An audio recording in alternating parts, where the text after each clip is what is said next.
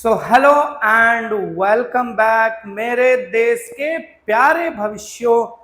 तो जैसा कि थंबनेल देख लिया आपने, आज के बाद ये चैप्टर दोबारा मत पढ़ना।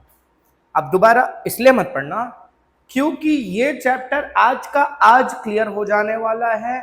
आज के आज अभी वीडियो समझने के बाद 15-20 मिनट और आपको लगेगा, पूरा का पूरा आंसर आपको याद कर लेना है। अब इसके बाद दोबारा आपको इसको पढ़ने की जरूरत नहीं पड़ने वाली है, इसलिए नहीं पढ़ना है। अब बात यह है कि ऐसा कैसे हो जाएगा। तो जो इंपॉर्टेंट क्वेश्चंस हैं इस चैप्टर से 4 मार्क का जो भी इंपॉर्टेंट क्वेश्चन है वो आज मैं यहां डिस्कस कर रहा हूं। मैंने पॉइंट्स हाईलाइट कर रखे हैं ऑलरेडी, जैसा रैपिड रिवीजन में हम डालते रहते हैं। उन पॉइंट्स को ध्यान में रखना है, ऐसा नहीं है कि खाली उन्हीं को ध्यान में रखना है। मतलब आपको एक बार लर्न करना है और उन पॉइंट्स को हाईलाइटेड रखना है दिमाग में। जब भी आप रिवाइज करने बैठोगे खाली वो पॉइंट्स रिकॉल करो, आपको सेंटेंस खुद याद आने लगेंगे। तो ज्यादा टेंशन वाली बात नहीं है। दूसरी चीज कि ये जो क्वेश्चंस हैं इसके बाहर के क्वेश्चंस नहीं आएंगे, 4 मार्क्स में नहीं आएंगे, पूरा सिलेक्शन के साथ। और करने कितने क्वेश्चन है पता है? कितने क्वेश्चन करने? सिर्फ 5 क्वेश्चन। 5 क्वेश्चन करो, 8 मार्क्स जेब में रखो। अब 8 मार्क्स कैसे? वैसे तो 4 मार्क्स का चैप्टर है भैया, 8 मार्क्स का पूछेंगे ना ऑब्जेक्टिव के, मतलब सॉरी क्या कहते हैं, ऑप्शन के साथ। तो मैं ये कह रहा हूं कि देखो ये 8 मार्क्स का आ रहा है, 8 मार्क्स इसके कर लो। और भी 2-3 चैप्टर हैं जिनमें से 8-8 मार्क्स के क्वेश्चन आ रहे हैं, मतलब 4-4 मार्क्स का क्वेश्चन है पर ऑप्शन में भी आ रहा है। सोशल चेंज जो पीछे का चैप्टर है, बहुत बड़ा चैप्टर है, 4 मार्क का एक ही क्वेश्चन आने वाला है उसमें से। आप उसे इग्नोर कर सकते हो अगर ये सारे चैप्टर कर लेते हो तो। इन चैप्टर्स को अच्छे से कर लो तो वो सोशल चेंज वाला चैप्टर आप इग्नोर कर सकते हो, क्योंकि भैया आने वाले 7 में से 4 लिखने के लिए। अब 7 में 4 आने वाले यही सब कवर हो जाएंगे तो वो तो एक इग्नोर हो सकता है। फिर भी अगर आपको वो करना है तो एग्रीकल्चर किसी किसी को दिक्कत लगता है तो वो उड़ा सकता है, पर मेरे नजर में एग्रीकल्चर भैया इंपॉर्टेंट है। ठीक है, तो एग्रीकल्चर तो छोड़ना नहीं, एग्रीकल्चर की चीज याद भी हो सकती है। सोशल चेंज भी अगर आपको फुल मार्क्स स्कोर करना है तो आप उसको भी करो, क्योंकि कोई अनदेखा कुछ हो गया, अनजाना कुछ हो गया, अनहोनी हो गई तो उसके लिए भी आप रेडी रह सको, वैसे चांसेस कम है। तो बात करते हैं कौन से ये चैप्टर्स को, सॉरी कौन से ये क्वेश्चंस हैं जो पक्का है कि आने वाले हैं।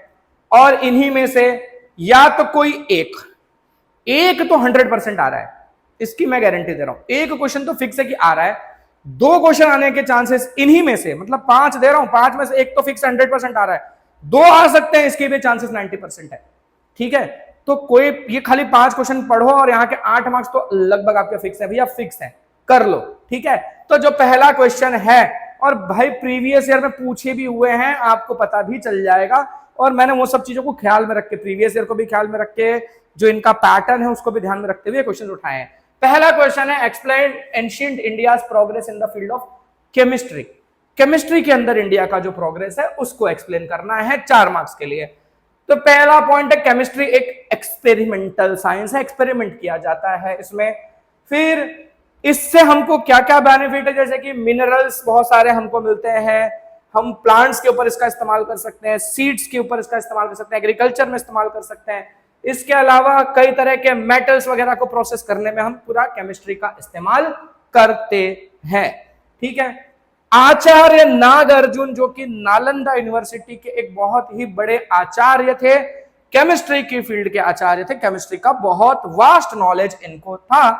इन्हीं के नाम पर नागार्जुन सागर डैम बना हुआ है, मैंने पीछे वीडियो में भी बताया हुआ है, 2-3 बार बता चुका हूं। जो पहली बार देख रहे हैं ये चैनल पर वीडियो, उनको याद दिला दूं। He had written books like, अब नागार्जुन जी ने बुक्स लिखी है रस रत्नाकर, आरोग्य मंजरी, याद रखना। ठीक है, रस रत्नाकर और आरोग्य मंजरी। इन्होंने ही एलोपैथी का यूज एडवोकेट किया। इनका कहना था कि आप हर्बल मेडिसिन के साथ एलोपैथी का भी इस्तेमाल करो, केमिकल से बनी मेडिसिन का भी इस्तेमाल करो, उसको ये बढ़ावा देते थे। It is believed that use of mercury ash as a medicine, mercury की राख को, मर्क्यूरी की ऐश को मेडिसिन की तरह यूज करना इन्होंने ही शुरू किया, ऐसा माना जाता है। नालंदा यूनिवर्सिटी, देखो नालंदा यूनिवर्सिटी बड़ा सेंटर में है, इसमें पूरा उन्हीं के बारे में है, और नालंदा यूनिवर्सिटी के आचार्य थे, तो नालंदा यूनिवर्सिटी तगड़ा कनेक्शन है पूरा आंसर का। तो नालंदा यूनिवर्सिटी में खुद का केमिस्ट्री का स्कूल था और वहां अपना खुद का एक फर्नेस था। एक्सपेरिमेंट्स करने के लिए, रिसर्च करने के लिए, ठीक है। फर्नेस क्या होता है पता ना, वो आग जलाते हैं उसमें चीजों को प्रोसेस करने के लिए। डिस्क्रिप्शन ऑफ मेन, कई तरह के, अब हमारे केमिस्ट्री में रस, उपरस, 10 टाइप्स ऑफ पॉइजन्स, कई तरह के केमिकल्स, उनके कहते हैं कि सब्स्टिट्यूट्स हैं, कैसे बोलते हैं, सबट्रैक्ट्स हैं, जो भी है उनमें से मिलता है। 10 टाइप्स ऑफ पॉइजन, 10 तरह के पॉइजन्स के बारे में बताया गया है, ठीक है। कई तरह के सॉल्ट्स के बारे में, कई तरह के मिनरल्स से बनने वाले ऐश के बारे में इंडियन केमिस्ट्री में बताया गया है।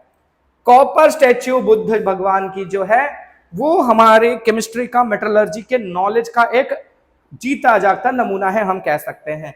अच्छा, इसमें मेटलर्जी का भी पॉइंट आ रहा है, तो ये मेटलर्जी कहीं ना कहीं केमिस्ट्री से कनेक्टेड है, ठीक है। अब मेटलर्जी का क्वेश्चन अगर आ गया तो मेटलर्जी का क्वेश्चन आने के चांसेस कम है, क्योंकि थोड़ा छोटा सा टॉपिक है, ठीक है, इसलिए मैंने ये वाला उठाया। केमिस्ट्री बड़ा सा टॉपिक है, अब इसके पॉइंट्स भी इसमें थोड़े इंक्लूडेड हैं, केमिस्ट्री से रिलेटेड है, इसलिए केमिस्ट्री वाले पॉइंट्स भी है, मतलब मेटलर्जी से रिलेटेड है केमिस्ट्री, क्योंकि मेटल के प्रोसेस आप करोगे तो केमिस्ट्री का इन्वॉल्वमेंट होगा ना, अपने केमिस्ट्री में मेटल से नॉन मेटल का चैप्टर पढ़ रहे हो कि नहीं पढ़ रहे हो, तो वैसा है, तो इसलिए उसके भी पॉइंट्स इसमें आए हुए हैं।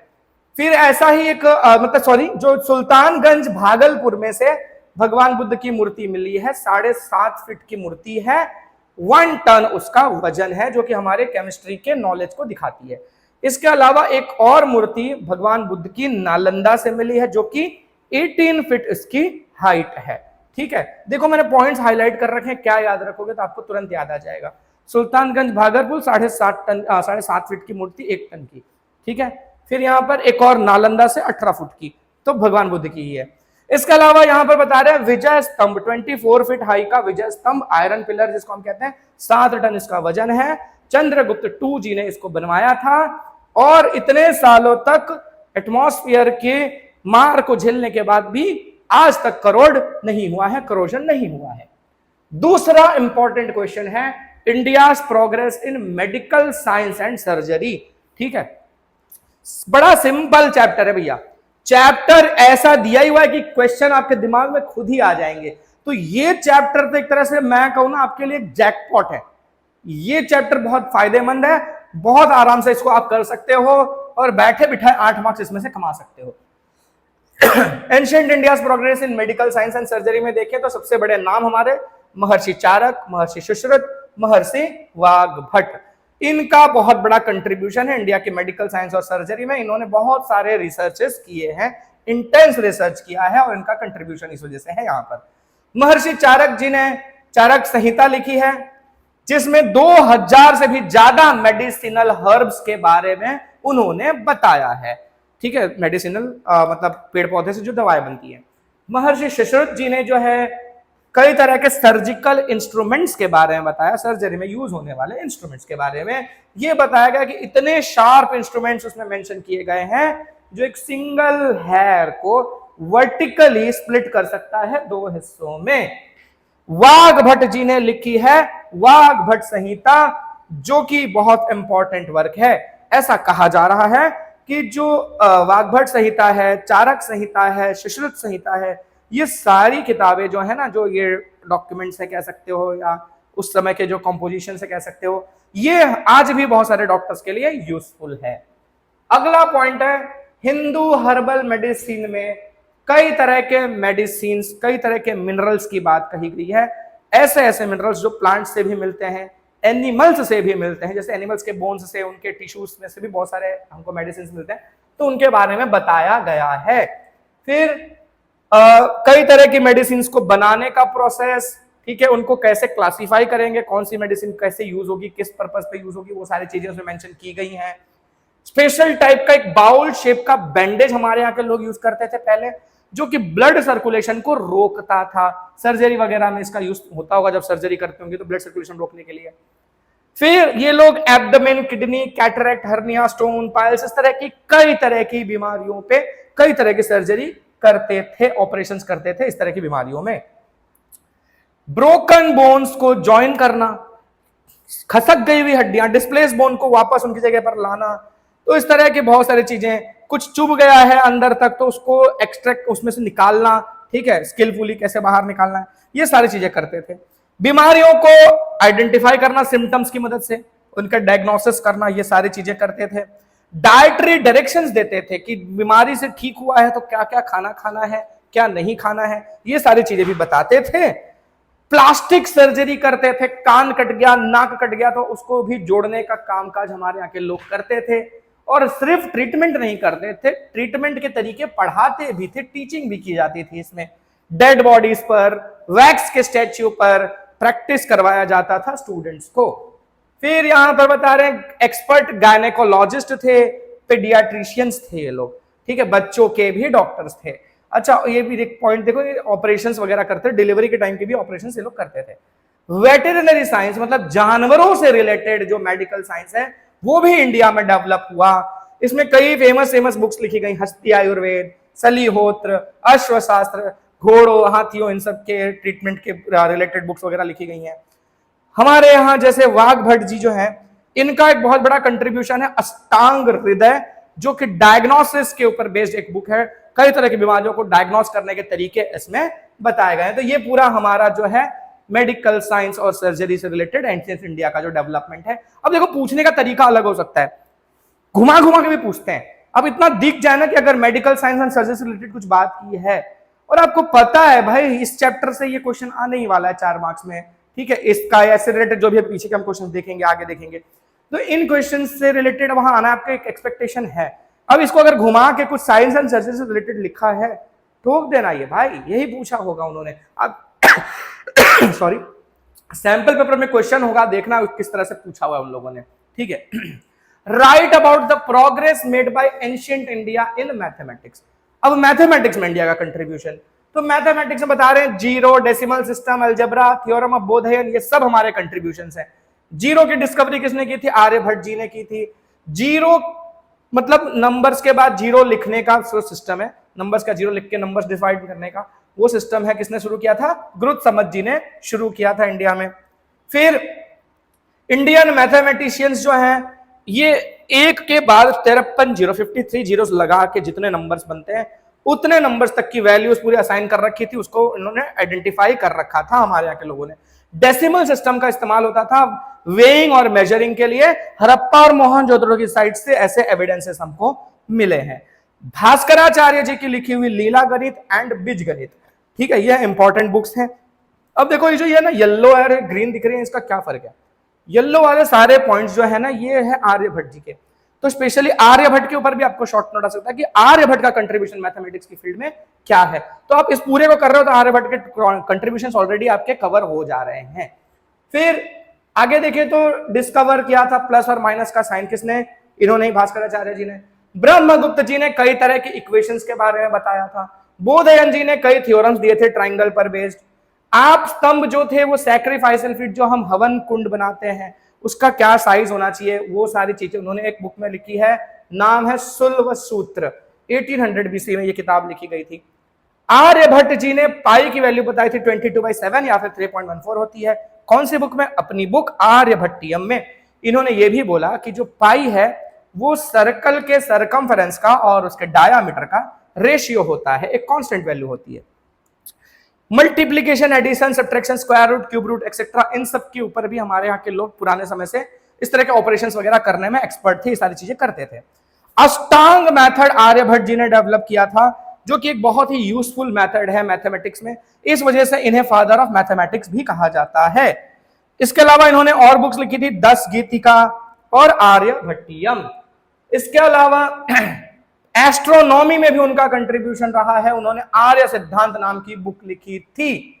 Solutions of fundamentals of mathematics, arithmetic and geometry, तो अरिथमेटिक में, ज्योमेट्री में, ठीक है, कई तरह के फंडामेंटल कॉन्सेप्ट्स का सॉल्यूशन, मतलब वो कॉन्सेप्ट्स होते कई बार डिस्कशन में होते हैं, लोगों को पता नहीं चलता है कैसे होगा, तो उसके सॉल्यूशंस इन्होंने दिए हुए थे। इसके अलावा और भी लोग थे जैसे कि बोधयन जी, आपस्तंभ, कात्यायन, भास्कराचार्य, ब्रह्मगुप्त, इन सभी ने मैथ्स की फील्ड में इंडिया की तरफ से काफी कुछ कंट्रीब्यूट किया है। तो ये हो गया हमारा मैथ्स का टॉपिक।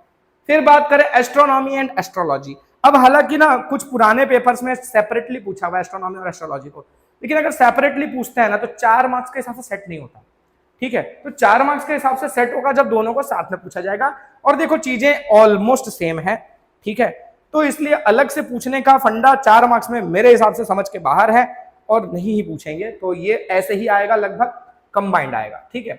तो astronomy is most ancient science, सबसे पुराना साइंस है। कई तरह के ग्रंथ हमारे देश में इसके ऊपर लिखे गए हैं। Organise and deep study of astrology, astrology की बहुत ही मतलब प्लानिंग से ऑर्गेनाइज स्टडी, बहुत गहराई से स्टडी, डीप स्टडी, ये सारी चीजें इंडिया की यूनिवर्सिटीज बहुत पुराने समय से करती रही हैं। फिर प्लैनेट्स, उनके मूवमेंट्स, कॉन्स्टलेशंस और सेलेस्टियल जो बॉडीज हैं उन सब के बारे में हमारे यहाँ के लोगों ने उसको डिफाइन किया है, आइडेंटिफाई किया है, उनके मूवमेंट्स को स्टडी किया है, ये सारी चीजें की हैं। प्रिडिक्शंस किए जाते थे प्लैनेटरी मूवमेंट्स के बेसिस पर कि आज ग्रहों की ये दशा है, इसके बाद ये दशा होगी तो इस टाइम पर ये किया जा सकता है, वो किया जा सकता है, ऐसे प्रिडिक्शंस वगैरह किए जाते थे।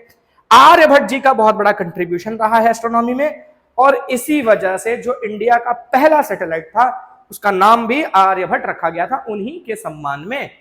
आर्यभट्ट ने ही बताया था कि अर्थ अपने एक्सिस पर घूमता है।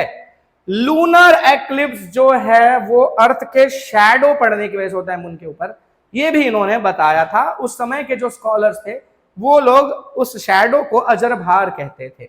अच्छा, ब्रह्मगुप्त जी ने लॉज ऑफ ग्रेविटेशन लिखा है, ग्रेविटी के लॉज वगैरह के बारे में बताया ब्रह्म सिद्धांत नाम की बुक में, ठीक है। अच्छा, वराहमिहिर जो थे इन्होंने एस्ट्रोलॉजी के 3 सेक्शंस किए हुए हैं, 3 सेक्शन में बांटा था, तंत्र, होर एंड संहिता, याद रखना।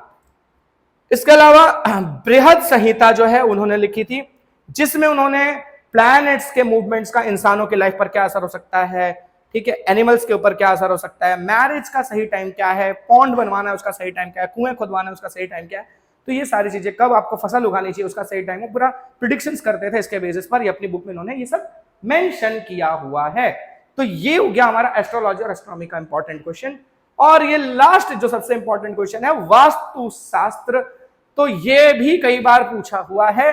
तो इमेंस कंट्रीब्यूशन रहा है इंडिया का वास्तुशास्त्र में, डेवलप ही यही हुआ है भैया, तो कंट्रीब्यूशन की क्या बात करें। इंडिया के एस्ट्रोलॉजी का इनसेपरेबल पार्ट है, एस्ट्रोलॉजी से जुड़ा हुआ है, ये अलग नहीं है, एक तरह से कह रहे हैं। आज दुनिया में बहुत सारे ऐसे देश हैं जो वास्तुशास्त्र को इंपॉर्टेंस दे रहे हैं, उसको प्रेस कर रहे हैं, ठीक है, दुनिया में इसकी कीमत समझने लग गए लोग। हमारे यहाँ कौन कौन लोग थे जिनका इसमें बहुत बड़ा कंट्रीब्यूशन रहा है? ब्रह्मा जी, नारद जी, बृहस्पति, भृगु, वशिष्ठ, विश्वकर्मा, इन सभी लोगों का इसमें बहुत बड़ा कंट्रीब्यूशन रहा है। इनफैक्ट हमारे जो कहाँ गए उनके बारे में यहाँ नहीं लिखा था, छोड़ दिया, ठीक है, आगे होगा। फिर कंस्ट्रक्शन ऑफ ड्वेलिंग्स, टेम्पल, अश्वशाला, फोर्ट्स, स्टोर, मतलब ये सारी चीजें, रहने की जगह, टेम्पल्स, महल, ये सब चीजें कैसे बनाई जाएंगी, कहाँ बनाई जाएंगी, कैसा साइज होना चाहिए, किस डायरेक्शन में क्या होना चाहिए, सारी चीजें उसमें मेंशन की गई हैं। फिर बृहद संहिता में भी वास्तुशास्त्र के बारे में बताया गया। बृहद संहिता किसने लिखी थी? अभी हमने पीछे देखा, कहाँ गया बृहद संहिता वराहमिहिर जी की लिखी हुई थी ना, कहाँ गया ये रहा, ठीक है। अब इसमें अभी हमने पढ़ा कि और यहाँ क्या पढ़ रहे हैं हम, देखो एस्ट्रोलॉजी वाली बुक थी वो, और यहाँ लिखा कि ये वास्तुशास्त्र एस्ट्रोलॉजी का ही पार्ट एक तरह से, तो इसलिए देखो बृहद संहिता में उसके बारे में मेंशन किया गया है, तो ये लिंक आप वहां से बिठा सकते हो, ठीक है। राणा कुंभा जी ने इसको रिवाइव किया 15th सेंचुरी में, लोग भूल गए थे समय के साथ, 15th सेंचुरी में फिर से इसको वापस लोगों के बीच में लाए राणा कुंभा जी। एक ट्रेडिशनल बिलीफ के हिसाब से भगवान विश्वकर्मा को आर्किटेक्ट ऑफ गॉड्स कहा जाता है, देवताओं के आर्किटेक्ट इनको कहा जाता है। वास्तुशास्त्र को इन्होंने, विश्वकर्मा जी ने 8 हिस्सों में बांटा हुआ था। कई तरह के इंफॉर्मेशन इसमें दिए गए, जैसे टेम्पल्स वगैरह सब कैसे बनाना है, कहां बनाना है, ब्रह्म स्थान कहां होगा, मतलब भगवान को पूजने का स्थान घरों में जो होता है वो सब कहां होगा। फिर समय के साथ इसमें चेंजेस आते गए हैं वास्तुशास्त्र में, धीरे धीरे भाई चेंज होगा, समय बदलेगा तो कुछ चेंजेस लाने पड़ेंगे, थोड़े चेंजेस आए थे, और आज दुनिया में फॉरेनर्स भी इसको एक्सेप्ट करते हैं, इसको फॉलो करते हैं। तो इन 5 क्वेश्चन के अलावा, इनके अलावा बाहर से कोई क्वेश्चन आ नहीं रहा है। दूसरी चीज, अगर कोई अनहोनी हो जाती, जैसे कि बोल रहे ना कि अनहोनी होती कई बार, कि वो उन्होंने पेपर में लिखा हुआ ऊपर सैंपल पर में कि फ्लेक्सिबिलिटी है कि थोड़ा बहुत इधर चेंज कर सकते हैं, अगर वैसा किया, वैसे चांसेस ना के बराबर है, अगर वैसा किया भी तो वो इस चीज को मेंटेन करेंगे। आपको ये 4-5 मार्क्स में क्या कर सकते हैं ना, एक लाइन के 4-4 लाइन क्वेश्चन दे सकते हैं, तो वो भी इन्हीं टॉपिक्स में से आएंगे, आप देख लेना, इन्हीं टॉपिक्स में से आएंगे। वैसे चांसेस ना के बराबर है, आएंगे भी तो इन्हीं टॉपिक्स में से ही आएंगे, इतना बता दूंगा, ठीक है। फिर तो इतने कर लिया आपने, आपके आराम से हो गए। तो मेरे हिसाब से ये चैप्टर हो गया खत्म, इसके 8 मार्क्स कटने नहीं चाहिए, ठीक है। तो अगले वीडियो में दूसरे चैप्टर के इंपॉर्टेंट क्वेश्चंस लेके मिलते हैं, और तब तक के लिए बाय बाय, और जम के लगे रहो, मेहनत करते रहो, जैसे कि हर वीडियो में कह रहा हूं, और ये फटाफट और लोगों को शेयर कर दो ताकि उनकी भी हेल्प हो जाए। तो मिलते हैं अगले वीडियो में।